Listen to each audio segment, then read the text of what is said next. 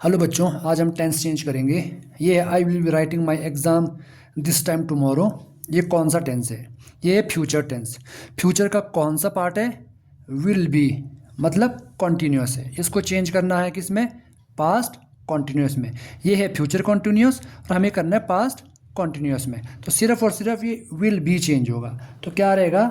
I will be की जगह, क्योंकि पास्ट कॉन्टिन्यूस है और पास्ट कॉन्टिन्यूस का हेल्पिंग वर्ब होता है वॉज और वर। आई के साथ आएगा वॉज, बाकी सारा same. Writing my exam this time tomorrow. बस सिर्फ हेल्पिंग वर्ब चेंज होगा, क्योंकि ये भी कॉन्टिन्यूस टेंस है और ये भी कॉन्टिन्यूस टेंस है। अगला देखो, यहाँ भी विल भी आ गया, यहाँ भी विल भी है। अगेन ये कौन सा है?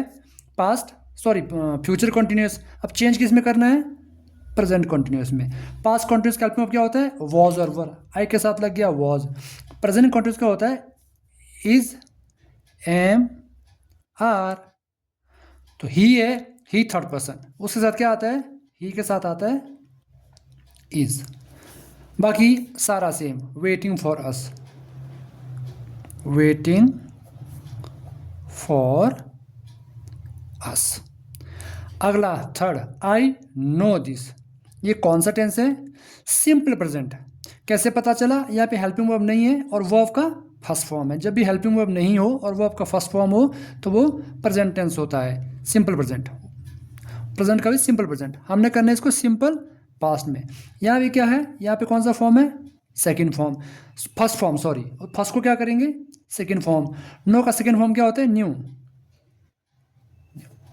दिस, यही। बाकी अगला, he will have thought about this. यहाँ देखो, विल हैव। विल हैव किसका हेल्पिंग वर्ब है? फ्यूचर का। फ्यूचर के कौन से पार्ट का? फ्यूचर के परफेक्ट का। किस में करना है? प्रेजेंट के परफेक्ट में। सेम चीज़ हो रहा है, कॉन्टिन्यूस वाला कॉन्टिन्यूस में हो रहा है, सिंपल वाला सिंपल में हो रहा है, परफेक्ट वाला परफेक्ट में हो रहा है। तो अब क्या करेंगे? अगेन यहाँ भी कुछ नहीं बदलना है, सिर्फ हमें क्या बदलना है?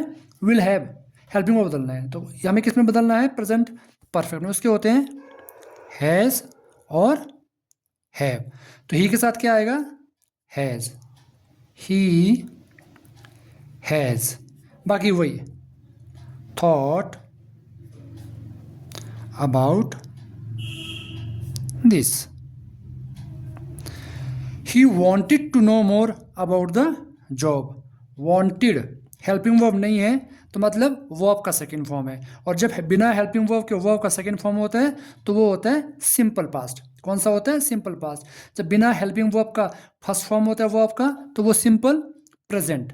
देखो यहाँ पे हमने सेकंड फॉर्म लगा दिया तो सिंपल पास्ट बन गया। जब बिना हेल्पिंग वर्ब का सेकंड फॉर्म हो तो वो बन जाता है सिंपल पास्ट। कभी कभार क्या होता है कि वर्ब का सेकेंड फॉर्म और थर्ड फॉर्म सेम होता है, तो आपको कैसा पता चलेगा कि whether this is second form और थर्ड फॉर्म? अगर हेल्पिंग वर्ब के साथ आ रहा हो तो वो थर्ड फॉर्म है और विदाउट हेल्पिंग वर्ब आ रहा हो तो वो सेकेंड फॉर्म है। यहाँ पर भी वांट का क्या हो गया? वांटेड, वांटेड सेकेंड भी वांटेड, थर्ड भी वांटेड, मगर यहाँ पे कोई हेल्पिंग वर्ब नहीं है। दैट मीन्स ये सेकेंड फॉर्म है, इसलिए ये कौन सा है? सिंपल पास्ट है। हमें किस में चेंज करना है? सिंपल प्रेजेंट में। ये सिंपल प्रेजेंट में था, हमने सिंपल पास्ट में किया। अब ये सिंपल पास्ट में है, सिंपल प्रेजेंट में करना है। यहाँ पे क्या था? फर्स्ट फॉर्म था, सेकंड बना दिया। यहाँ पे सेकंड फॉर्म है तो इसको क्या बनाएंगे? First form. अब ध्यान रखना, जब फर्स्ट फॉर्म बनाते हैं सिंपल प्रेजेंट में, अगर सब्जेक्ट क्या हो? थर्ड पर्सन या सिंगुलर हो तो वर्ब के साथ एस या ई एस लगता है। यहाँ पे वांट के साथ एस लगेगा।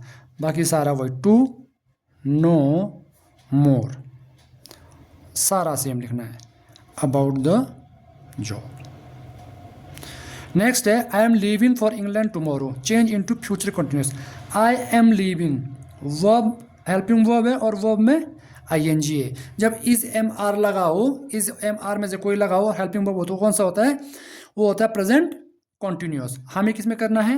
फ्यूचर कॉन्टिन्यूस में। अगेन यहाँ पर भी सिर्फ हेल्पिंग वर्ब चेंज होगा।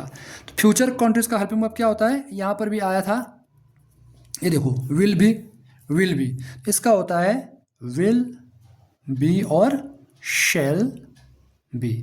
सिंगुलर के साथ विल और प्लूरल के साथ शेल। तो आई के साथ लगता है, आई के साथ शेल लगता है, आई शेल बी। बस एम की जगह शेल बी, बाकी सारा same, leaving for England tomorrow. तो सारा खेल किसका है, हेल्पिंग वर्ब्स का है, कि कौन सा हेल्पिंग वर्ब किसका है वो पता होना चाहिए और किसके साथ कैसा यूज होना है। तो ये है ट्रांसफॉर्मेशन ऑफ सेंटेंसेस।